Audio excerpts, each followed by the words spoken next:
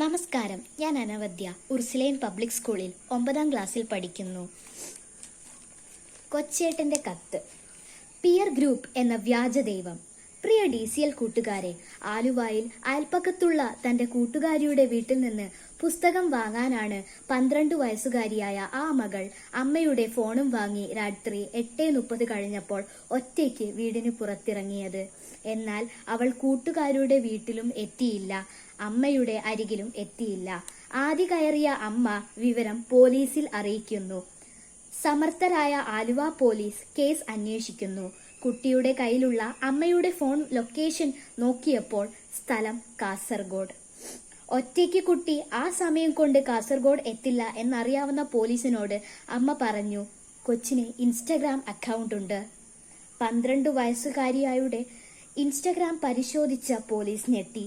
ചെറായി ബീച്ചിൽ ഐസ്ക്രീം കച്ചവടം നടത്തുന്ന 26 വയസ്സുള്ള കൊല്ലംകാരനുമായി 12കാരിയുടെ ചാറ്റിംഗ് കണ്ട് പോലീസ് പോലും അന്തം വിട്ടു. ജാഗ്രതയോടെ കുട്ടിയെ കണ്ടെത്താൻ ആലുവ പോലീസ് സ്വന്തം വാഹനത്തിൽ യാത്ര ആരംഭിച്ചു. ആലുവ, കാസർഗോഡ്, മംഗലാപുരം, ഗോവ വഴി മുംബൈയിലെ ധാരാവിയിൽ. അവിടെ നിന്നും ഡൽഹിക്ക് പോകും വഴി പൂനെ റെയിൽവേ സ്റ്റേഷനിൽ വെച്ച് കൊച്ചിനെയും ബെസ്റ്റിയെയും പോലീസ് പൊക്കി. കൊച്ചിന്റെ ഇൻസ്റ്റയിലെ ബെസ്റ്റിക്ക് പോക്സോ കേസിൽ അറസ്റ്റും റിമാൻഡും. ബാലതലമുറയുടെ സുരക്ഷിതത്വത്തെ പറ്റി സുബോധത്തോടെ ചിന്തിക്കുന്ന പല വിദേശ രാജ്യങ്ങളും 16 വയസ്സിനു താഴെയുള്ള കുട്ടികൾക്ക് സോഷ്യൽ മീഡിയ നിരോധിച്ചു കഴിഞ്ഞു. Australia, Brazil, UK, Indonesia, Malaysia തുടങ്ങിയ രാജ്യങ്ങൾ 2025 മുതൽ കുട്ടികളുടെ ഓൺലൈൻ ഉപയോഗം, സ്ക്രീൻ ടൈം, സോഷ്യൽ മീഡിയ അക്കൗണ്ടുകൾ എന്നിവ പരിശോധിക്കുകയും നിരോധിക്കുകയും ചെയ്തു കഴിഞ്ഞു.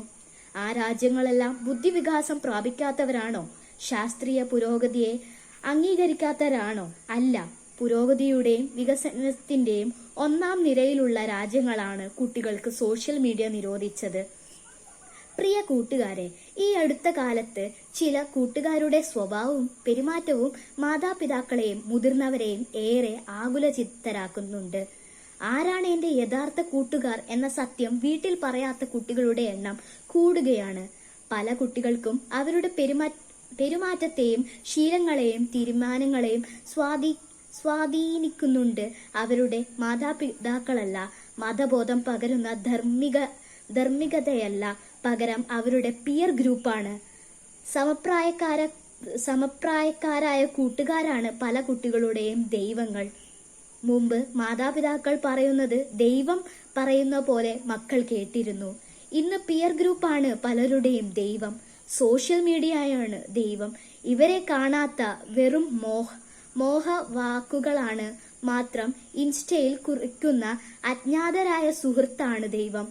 മക്കളെ കൺമുന്നിൽ കാണുന്ന മാതാപിതാക്കളെയും സഹോദരങ്ങളെയും ഗുരുബദരെയും അവഗണിച്ചിട്ട് മറിഞ്ഞിരിക്കുന്ന വ്യാജ സ്നേഹിതരെ വിശ്വസിച്ചാൽ മക്കൾക്ക് വഴിതെറ്റും എന്നു തീർച്ച. ചെറുപ്പം തന്നെയാണ് മക്കളെ. ചെറുപ്പം ഒരിക്കലും വലിപ്പമാവില്ല. മാതാപിതാക്കൾ നിങ്ങളെ നിങ്ങൾ ആഗ്രഹിക്കുന്ന പോലെ വളർത്തണോ, അതോ നിങ്ങളുടെ നന്മയ്ക്കായി വളർത്തണോ? അവരുടെ ജീവിത പാഠങ്ങൾ ഒരു വിലയുമില്ലേ? തഴച്ചു വളരുന്ന പല ചില്ലകളും പിഴച്ചു വളരുന്നതാണ് നല്ല കർഷകന് അറിയാം. നല്ല കർഷകൻ ചില്ലകളുടെ ചൊല്ലുകൾക്കനുസരിച്ചല്ല പ്രവർത്തിക്കേണ്ടത്. ഫലം കായ്ക്കാത്ത ചില്ലകൾ വെട്ടി ദൂരെ എറിയണം. അതുപോലെ മക്കളുടെ പല ചീത്ത ശീലങ്ങളും ഉപേക്ഷിക്കാൻ മാതാപിതാക്കൾ പറയുമ്പോൾ മക്കൾ അവ ഉപേക്ഷിക്കണം. അല്ലാതെ പലപ്പോഴും പിയർ ഗ്രൂപ്പിന്റെ കയ്യടി നോക്കി കുടുംബത്തെ മറക്കുന്നവർ വ്യാജന്മാരുടെ പിന്നാലെ പോയ നിത്യമായ ചതിക്കുഴിയിൽ നിബന്ധിക്കും. കൂട്ടുകാർക്ക് ശരിയായ വഴിയിൽ വളരാനും കുടുംബത്തിന്റെ ഐശ്വര്യമാകാനും ഇടവരട്ടെ.